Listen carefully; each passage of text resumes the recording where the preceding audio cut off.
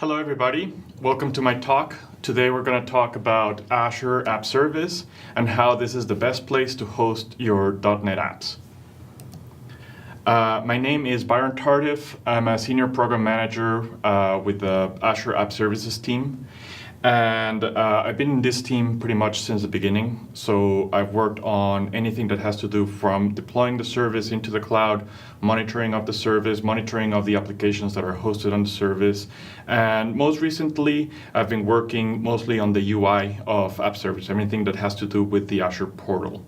A few pointers that I want to give you from the start is we have the Azure team blog, which is a blog that is written by the people that are actually working on Azure App Service, and you can see it there. I usually post monthly, and I give you an update of what is the latest, greatest things that come out from the platform in the UI. Then you have my Twitter handle. I usually answer questions. Anything that you run into, you can always reach out to me on Twitter. And if I don't know the answer, I usually know the person that does. And that's one of the ways of getting a hold of us. And then finally, that's my email address. That's my actual email address. Emails come to me.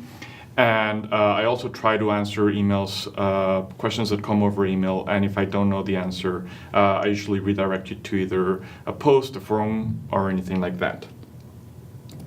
So let's get started with the content of this talk. And the main focus here is to first get you situated on Azure. Azure has a plethora of services. There's over 70 of them. And one of the family of services is this thing called Azure App Service. Azure App Service is a platform as a service offering. So when you're talking about the cloud, there's usually three different big families that the services are divided into. One is IaaS, or infrastructure as a service. And this is the more traditional way of thinking about, I have a VM that sits under my desk. Well, now I have a VM that is sitting in the cloud. And we have this analogy of comparing your application, the way that it's hosted, to the different ways in which you can get a car today. If you're on infrastructure as a service, this would be the equivalent of you buying a car and also being in charge of the maintenance of that car. So to bring the analogy to the VM, you're in charge of managing the OS upgrades. You're in charge of making sure availability is there. You need to run multiple instances to achieve that. You need to handle upgrade domains. You need to patch whenever there's a security vulnerability that gets revealed. You need to make sure that all of your dependencies are patched, etc. And that is a lot of work. Then comes platform as a service, which is kind of an evolution in the direction of you having to do less work and you focusing more on your code rather than on the platform. Azure App Service is a platform as a service offering, and what we do is we have the expertise and we know how to basically give you an image of the OS that is always up to par as far as security goes. It has all of the stuff that you need, and we also monitor and ensure that there's availability for you. It also makes it very easy to scale. Basically, we're going to see it in one of the demos. It's as easy as dragging a slider. And then the other end of the spectrum is software as a service, in which case you stop worrying about the code and you just basically are renting a service. You're renting a car, right? You're getting an Uber to come and pick you up. So in App Service, we believe that the platform as a service is that little it's right in the right spot between control and access to your code, and letting you have that control that you need without having to worry about the control that you don't need. Let's take a zoom into App Service. App Service, as I said, is a family of products, and we have these four products in context. One of them is what we call web apps. This covers web applications, API apps, and also the mobile backend product that we have, and it just basically gobble it up into this web apps category. The next one is App Service environments in the bottom right. And that is basically the ability we give you to create a standalone dedicated app service hosting environment where all of the infrastructure is dedicated to you.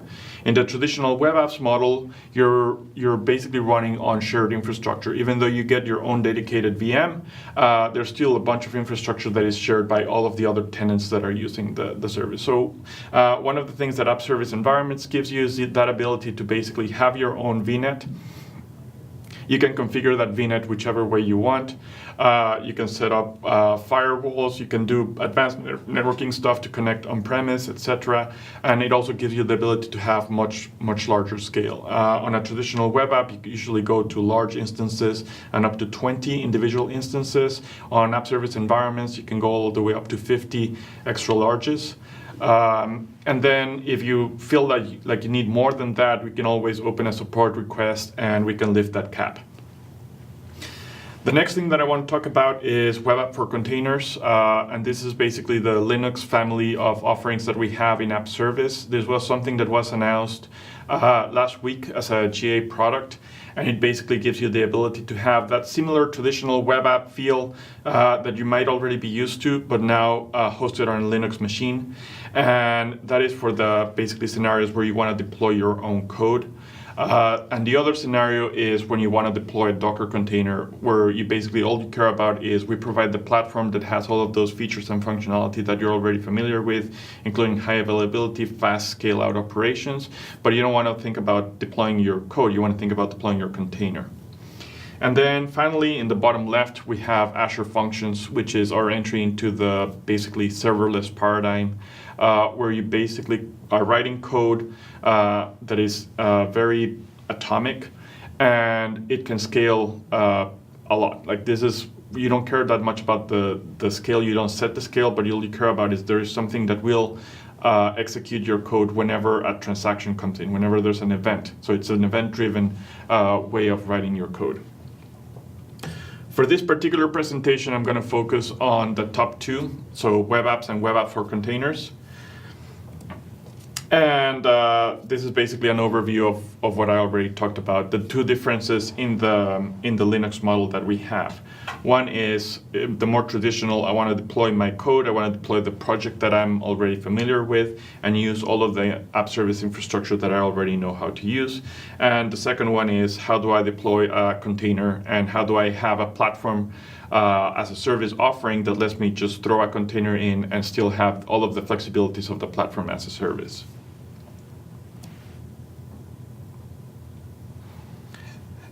And this is a slide that I always enjoy talking about because it's what we call one of our feel-good slides, where you get an idea of how big App Service is. App Service is one of the three largest services on Azure.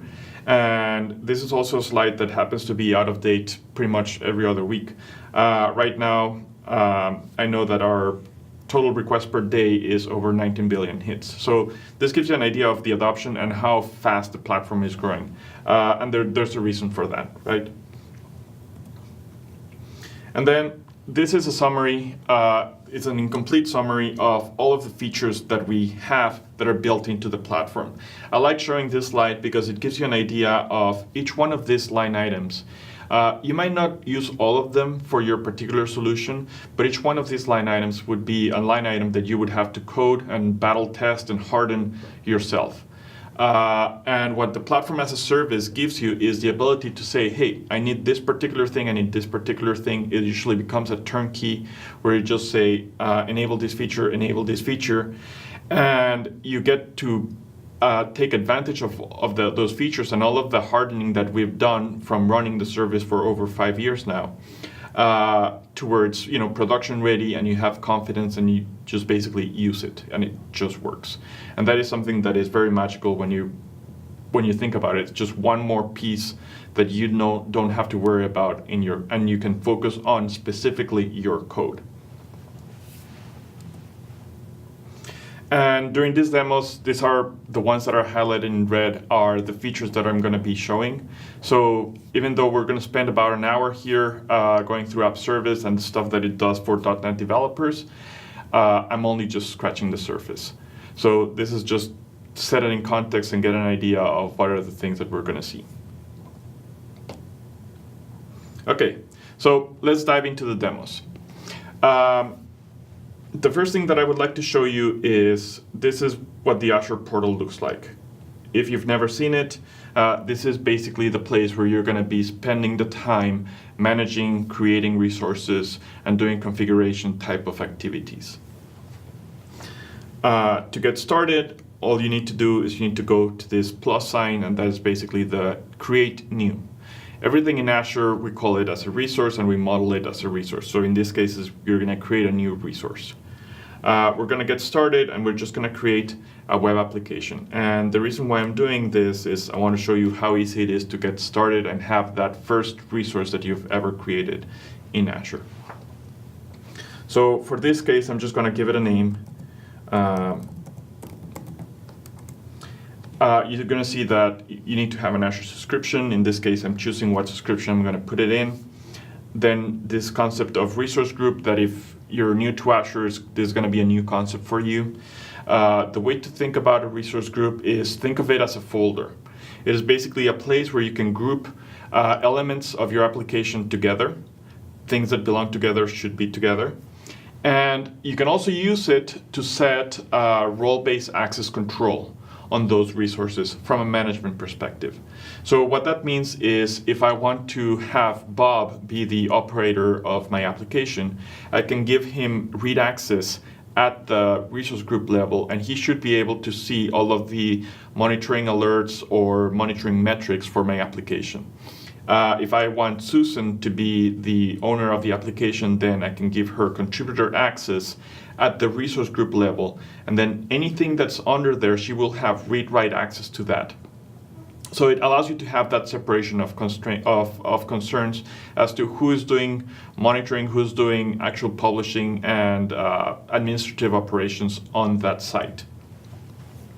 The next thing is the OS family. In this case, as I mentioned, for web apps, you have the option of hosting it on Windows or on Linux. And for this first demo, I'm going to start with Windows. And then comes the app service plan. The app service plan is basically how we abstract your application from the actual hardware where it's going to be running under. So the properties of the app service plan include the name. So I'm just going to call this BK demo. The physical location, so this is going to tell us in what particular data center is going to be hosted. As you know, Azure has a bazillion data centers and a bazillion different regions. In this case, I'm just going to go with South Central US. And then finally, the other thing that I can configure here is the pricing tier. Basically, how big of a machine do I need in terms of small, medium, larges? And you can go all the way down to free. And this basically gives you a site that you can run, and there's some quotas in it. So, after, if you're putting a lot of traffic in it, it will get stopped. So it's something that you want to do for development purposes. For production purposes, we want to make sure that you're at least on a standard. So that's what I'm going to pick today. This is just a small single core 1.75 GBs of RAM, and that's enough to get me started, right? So at this point, I've clicked create. And behind the scenes, we're going to go and we're going to provision that application. And when this is done, you're going to have an empty web application that is ready for you to go and publish some code.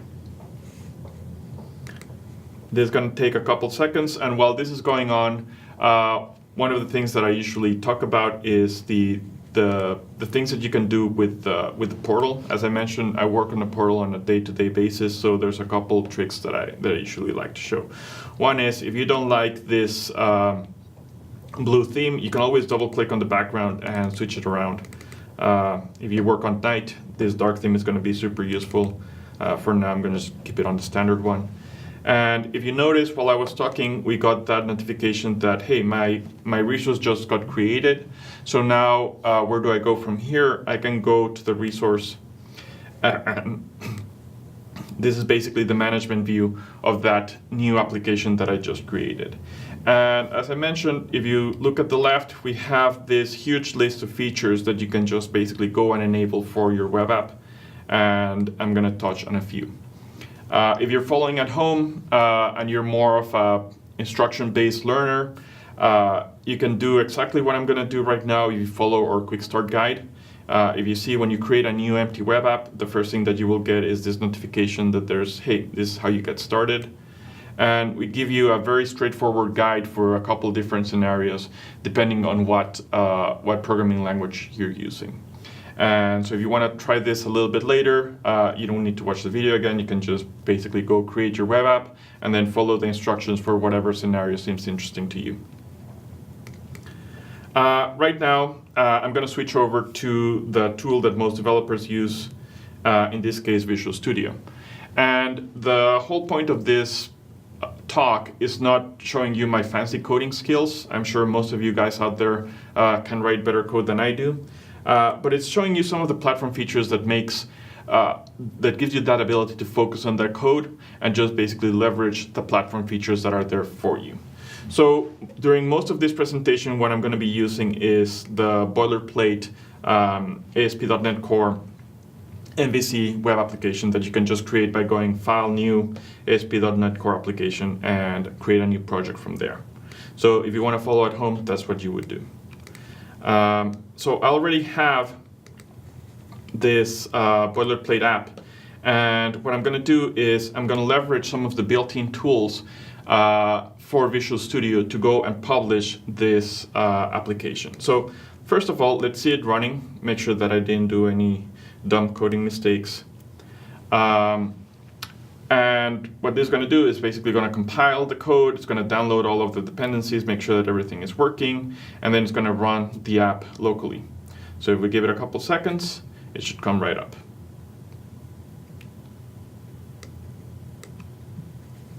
And there we have it. This should be no surprise to anybody. This is the ASP.NET boilerplate code, and it's at this point running locally.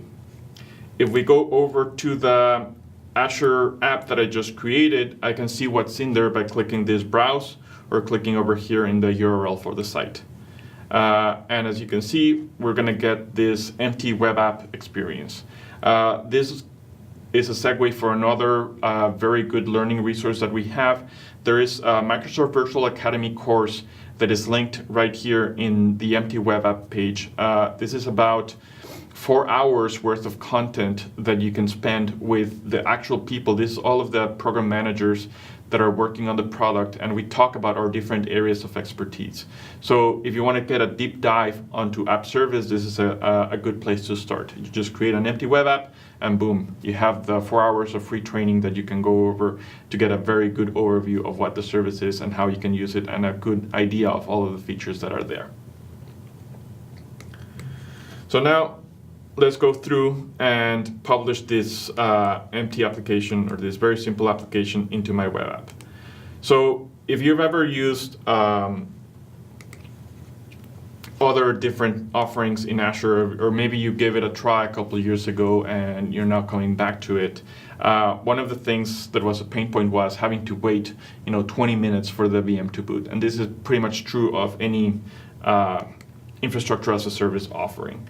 Where you need to wait for the OS to get specialized and do all of that stuff, and then have your code deployed into it. But what I'm going to do right now is basically, because we have all of this built-in tooling into Visual Studio, I can very easily just go and say, hey, I'm going to point it to that application that I just created, which is BK Demo 101, and I'm going to click OK. What this is going to do is it's going to get all of my code ready, and it's going to push it into that web app, and we're going to see about 20 to 30 seconds later, all of my code is already deployed into that application. So let's go check it out over here. I'm going to click Browse. And this is one of the things that we see when we do a deployment. This is something that we want to avoid in production. We want to make sure that the people are not coming to the app when you're in the middle of doing a deployment, right? So one of the things that I'm going to show you is how to avoid this. It looks like the deployment is still going. There we go. Now it's complete. And we should have a working web app in a few seconds here.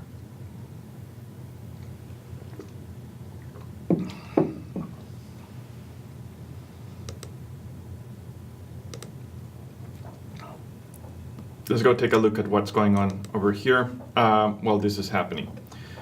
So a good thing that you can see is that you get a lot of the metrics and a lot of the information about the health of your application really up front.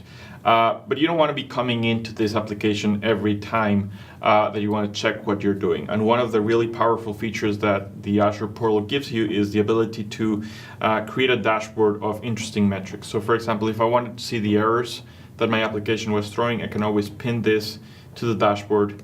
And now I have a cool way to see whenever there's errors in my application just from the Azure dashboard. And you can obviously go throw this into a big monitor, you can resize it, and you can do fancy stuff like that. At this point, my application should have finished deploying. It's there, it's running. When I hit it again, it comes back and it does it fast.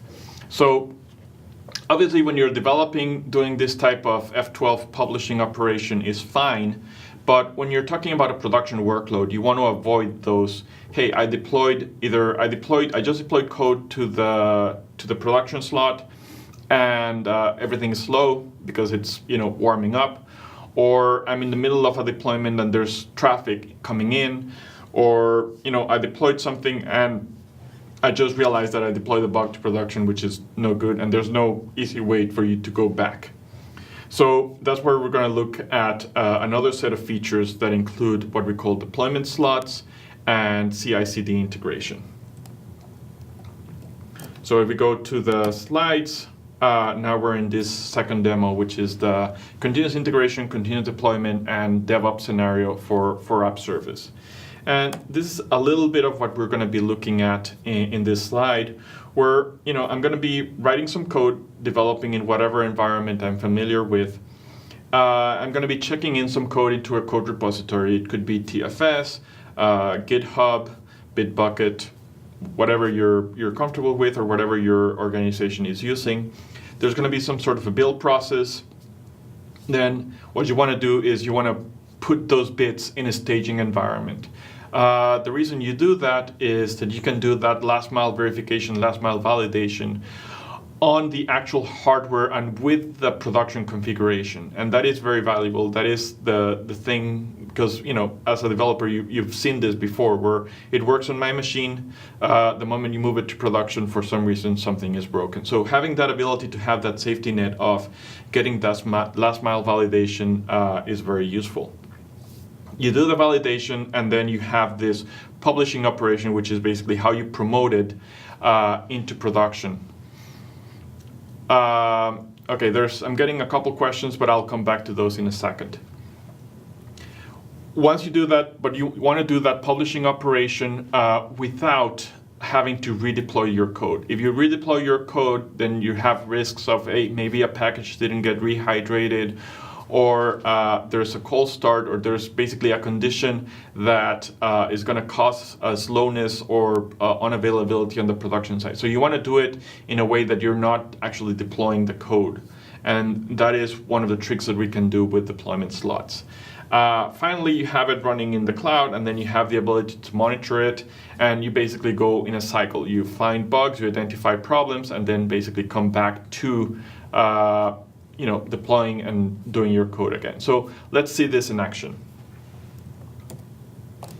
I'm going to switch back over here to Visual Studio. And we can see here that I have already a diff sitting there in my GitHub repo. I'm going to open Visual Studio again. And while that's opening, I'm going to come back to my app. And at this point, what I'm going to do is I'm going to pretend this is a cooking show. I'm going to switch over to my other dashboard, and I already have an application that I had prepared ahead of time. And when we look at this application, what I have is I basically have production that is an empty web app today. Then I have this deployment slots feature, and what I have is I have already created a deployment slot that I call stage. Creating a deployment slot is really easy. All you need to do is you need to click over here, add a slot, and you provide a name, and you give it the option to clone the configuration of your existing app if that's what you want to do. The operation takes 30 seconds and is pretty much painless. So at this point, when I have this deployment slot or staging slot, what I have is I have another version of my app that is running on exactly the same app service plan. So they're sharing resources.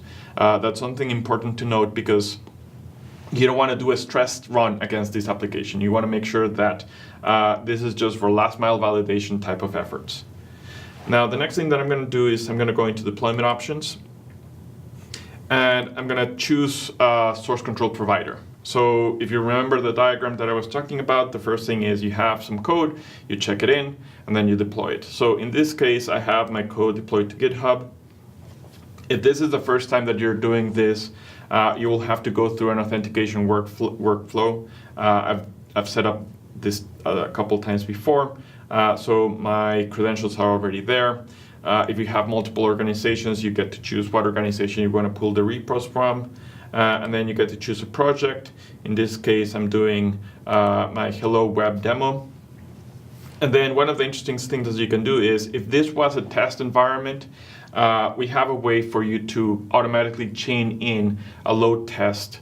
But because this is the equivalent of my production site, I'm not going to configure that right now. But you could basically have performance tests run every time that you do a commit or a check-in into your repository. And that is a good way to catch performance regressions, because you have that history of, this check-in from this date caused a regression of 10%, and this check-in from this date fixed it. Right? So performance is something that you want to be always on top of. If you're trying to fix performance when you're ready to go to production, that's probably too late to do that. So this gets you into that best practice of checking that continuously as you deploy the application. So I'm going to click OK. And what this is going to do is it's basically going to say to this staging slot, hey, you're going to have to pull your the code that's coming from GitHub, and it's going to go and talk to GitHub and basically register a webhook that GitHub is going to call every time that it discovers there's deployment going on. If I click over here, it's going to take maybe a minute or two, but basically what it's doing is it's downloading that latest version of whatever is checked into my code, and it's getting it ready into this staging slot. While this is going on, because it's going to take a minute or two, I'm going to talk about some of the other features that are very convenient for .NET developers on App Service. And if you go over here to application settings, there's a couple of things to look at. One thing is App Service lets you, target the latest .NET 4.7 or .NET 3.5 or ASP.NET Core or .NET Core 1, 1.1, 2.0. But you can always go all the way back to classic ASP.NET. So if you have any legacy applications, they can still be hosted on App Service. The next thing that I want to give attention to is this remote debugging functionality. So remote debugging functionality lets you attach the Visual Studio Debugger into your production code. So this is literally attaching the debugger to something running on the cloud. It's obviously not something that you want to do on your production site, but because we have the staging slots, then you still have that ability of having exactly the same code between production and your staging slot, running on exactly the same hardware, and you can basically attach the debugger, not stop production, and repro that issue that only happens in that environment for whatever reason. Okay, I think that should be enough. Let's go back to deployment options. My deployment is still going on, so I have time to talk about one more thing. One of the things that I mentioned is that ability to scale your application very easily. So if you look for scale, one of the things that you can see is that you can do the scale up, which is the equivalent of give me a bigger box. So give me a machine that has 1 CPU to give me a machine that has 2 or 4. But that will only take you so far. But if your application is stateless, one of the things that you can do is you can actually increase the number of instances in which your app is running. So if I drag this over here and I click save, at that point, your application will be started on 9 different instances. You don't need to wait for the VMs to warm up or anything like that. It's just basically how fast it takes for your code to be up and running. That's how fast your app can scale. So let me go back, check if the deployment is done. Okay, looks like this is still going. Looks like we're being a little bit slow today. So what I'm going to do is I'm going to leave this running, and I'm going to start another demo, and then we'll come back to this one in a second.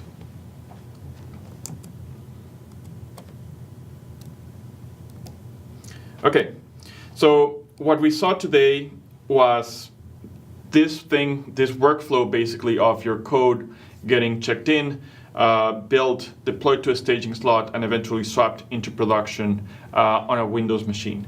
And that is great if you're a .NET developer that is working on Windows, but one of the things that we're seeing is there's a lot more cross-platform development.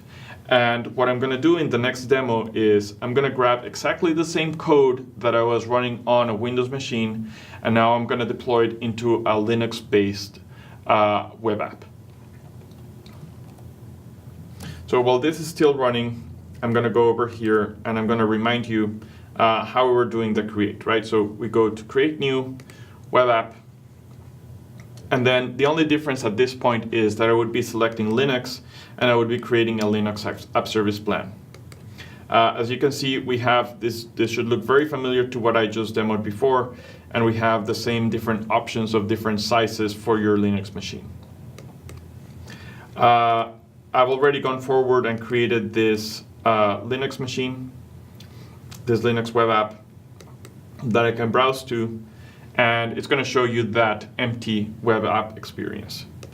I have also already created a staging slot, and in this case, for this one, I have already configured it to pull my changes from GitHub. So in a second, we should be able to see that.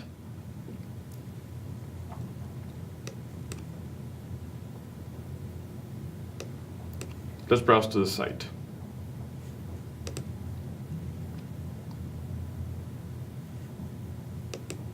So as you can see, this is the production site that has the empty code, and this has the staging version of it, which is just basically the boilerplate code for ASP.NET Core. So what I'm going to do here is I'm going to switch over to Visual Studio Code, which is what most people would be using on Linux, and I'm going to show you how to get started in this case.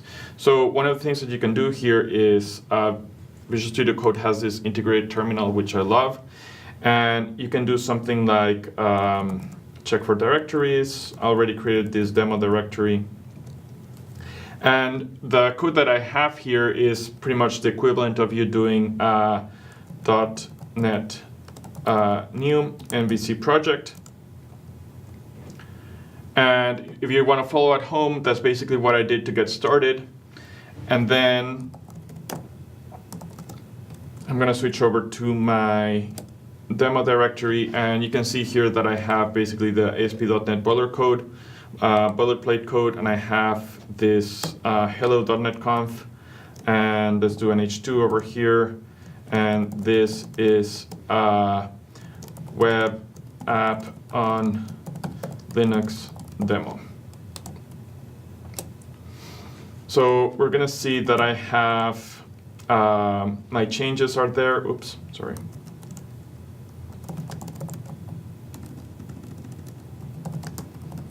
My changes are there, and I'm going to get this ready to push it.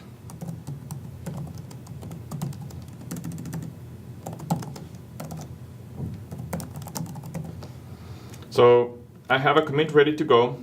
Let's switch back over to this so that we can see it in action. And I'm going to go back to deployment options. Remember, at this point, I'm in the staging slot for my Linux app. And what I'm going to do is I'm going to do a commit and a push into my code repository. the staging site is going to find those changes and basically pull it in and do the deployment. So let's get that started.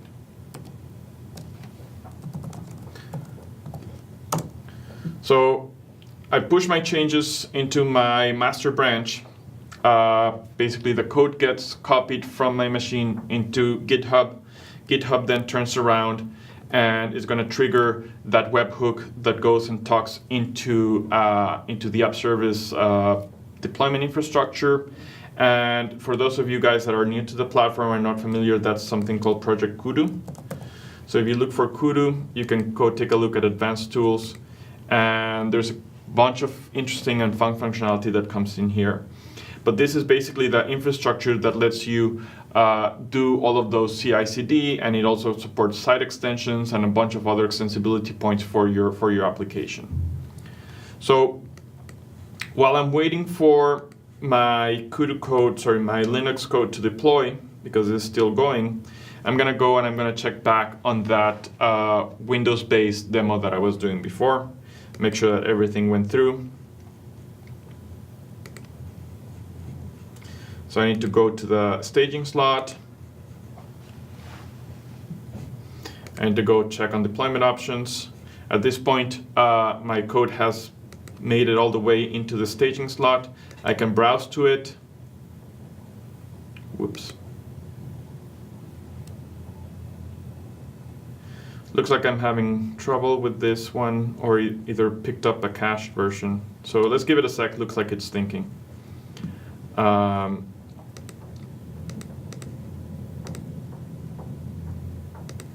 It's probably going through a cold start. And while that's happening, then what I'm going to start is I'm going to start the swap workflow. So the swap workflow is that functionality that lets you push your code from the staging environment into production without having to do a deployment, right? That is the magic of it. So in this case, I'm going to push my code from stage into production and just click OK. Actually, no, I'm going to wait for it. There. I have the changes that I had in my deployment slot. So now I can swap. Swap is going to take a couple seconds. I'm going to go back to my production site. So this is production, this is staging slot. And in a couple seconds, I'm going to have, now I have what I had in my staging slot. And my staging slot, very important to notice, is I have production.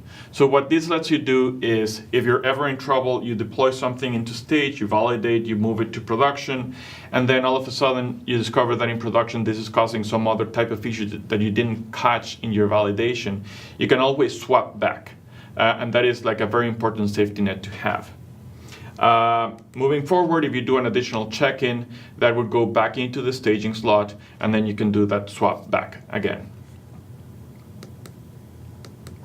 So now we saw that working on Windows, so now let's check it out on Linux. So going back to my deployment options, going back to my deployment slot, I'm going to browse to this app. I should be able to see the edits that I made. So this is going through a cold start. There we go. So this is the live demo. If I go back to my production site, I should be able to browse to it, and this still has the empty code or the empty web app. I'm going to trigger the swap. I'm going to swap from production to stage. And once this goes through, give it a couple seconds. Looks like swap is still in progress. Once this goes through, then I'm going to have my production code over here in production where it belongs. Swap still going. So to give you an idea of what swap is doing, swap first of all is going to grab the code that you have in the staging slot. It's going to warm it up, so it's going to send a couple of requests there, make sure your app is running. Then it's going to do a little bit of DNS trickery, where it's going to grab the DNS of the production site, and it's going to start routing new requests coming in into the staging slot once the staging slot is warmed up. any ongoing long-running operation that is going against production is going to time out after 120 seconds. And then basically at that point, we swap things over. So it basically makes a very gracious way of going from production into staging. New traffic coming in gets routed to the new instance. And basically, that way you avoid having to go through that cold start, right? So if you saw it, once I go to production, everything is fast, and I still have everything else in my staging slot if I ever want to swap back. Okay. And the other important thing to note is that all of the features that you're already familiar with are here. So if you want to scale your Linux instance, you're going to notice that is shockingly similar, right? So all you need to do is you need to drag the slider and that's it. New instances get added as soon as your code is able to start and execute on that new machine. The machine doesn't need to boot. It's already there, warmed up, waiting for your code. Okay, so we saw this is basically the deployment workflow of you deploying your code into a Linux machine, right? So now the new kid in town is containers. So how do you containerize your application and then run it as a container? And this could be specifically for .NET Core applications running on Linux. Well, let's not get ahead of ourselves. So here I have another instance of my boilerplate code. There's nothing to it, and I'm sitting in Visual Studio. So this already runs is the simple .NET Core getting started web application. And what I'm going to do is I'm going to do 2 clicks to basically Dockerize this app. So if you see it, Visual Studio has built-in Docker support. I'm going to choose a Linux container because that's basically what I'm going to be deploying it to. And this is basically going to go and it's going to add all of the other files that you need to make this a Docker app. So a Docker container-based app. It's still .NET Core. There's nothing special that you have to write. You don't need to be a Docker developer to get started with this. When I click Run, what you're going to notice is that instead of saying IS Express or anything like that, it's going to run in a Docker container. And to give you an idea of what's going on while that's building, then I'm going to do Docker images. And what this has done is it's basically downloaded the ASP.NET Core Docker container image that is available for you to basically compose with. And it's basically attached my ASP.NET boilerplate code in a compose manner into that container and created a new container. So what I have now is a composition of the standard Microsoft ASP.NET Core container and my code into a package that I can then now deploy. So this should be running in a second. Whoops. Let me try that again.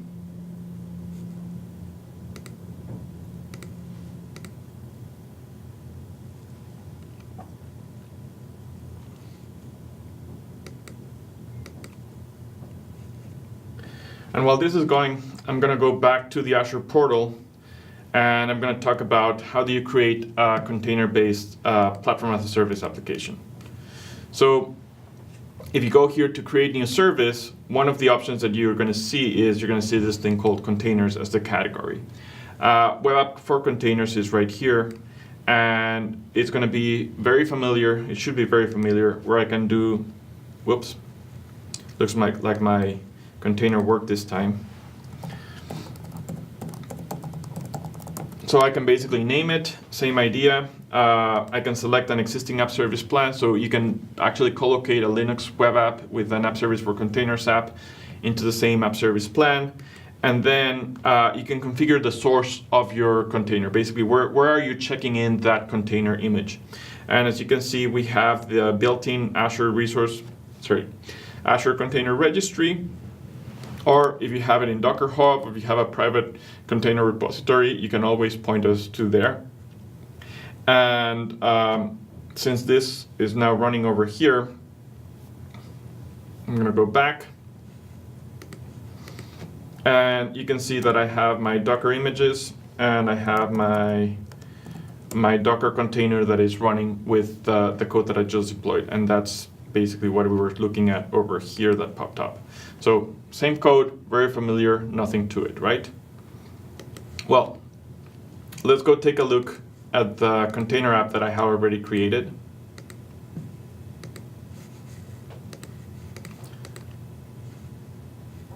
And if I browse to it, you're going to see exactly the same code. Very boring, I know.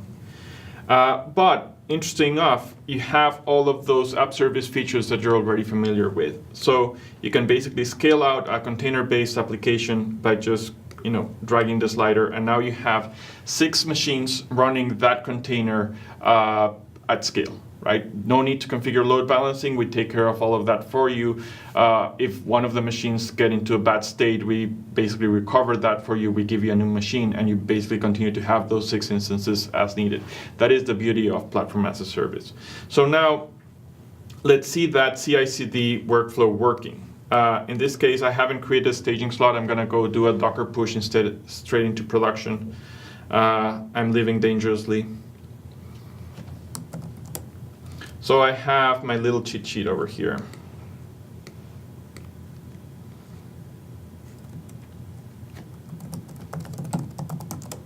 So as you can see, I have this hello Docker, which is basically the image that gets composed, the combination of the ASP.NET Container app and my code.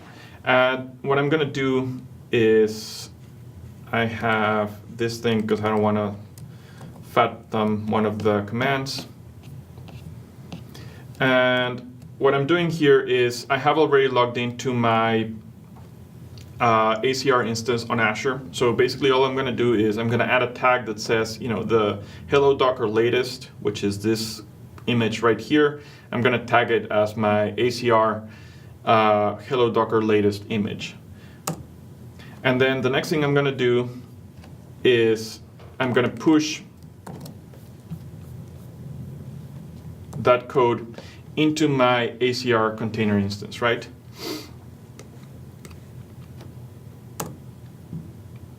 So here we see the composing operation going on, new bits getting pushed out, and what I should have over here is that container-based app running.